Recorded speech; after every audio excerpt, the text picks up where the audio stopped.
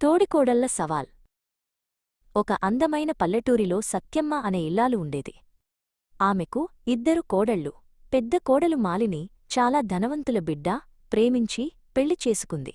చిన్న కోడలు తులసి పేద కుటుంబం నుండి వచ్చింది. పెద్దలు కుదిర్చిన సంబంధంతో ఇంట్లోకి అడుగుపెట్టింది. సత్యమ్మకు 2 సమానమే అయినా తులసి అమాయకత్వం చూసి ఆమెపై కొంచెం ఎక్కువ మక్కువ చూపేది. మాలిని తన ఐశ్వర్యం పట్ల చాలా గర్వంగా ఉండేది. ఆమె ఎప్పుడూ ఖరీదైన పట్టుచీరలు, బంగారు నగలు ధరించేది. తులసి కట్టుకునే సాధారణ చీరలను చూసి మాలిని ఎగతాళి చేసేది. చూడు తులసి, ఈ నగలు నా అంతస్తుకు తగినవి.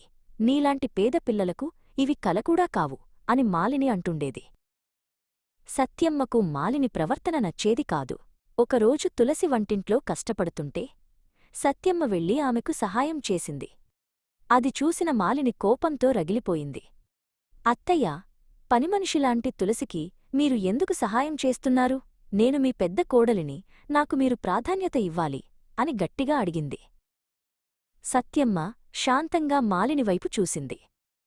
అమ్మ మాలిని, డబ్బుతో వచ్చేది గర్వం మాత్రమే, కాని సంస్కారంతో వచ్చేది గౌరవం.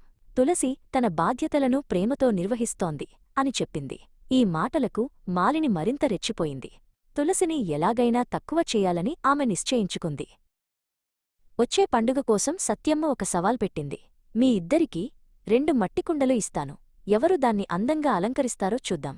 గెలిచిన వారికి మన ఇంటి వంశపారంపర్యంగా వస్తున్న రత్నాల హారమిస్తాను అని ప్రకటించింది.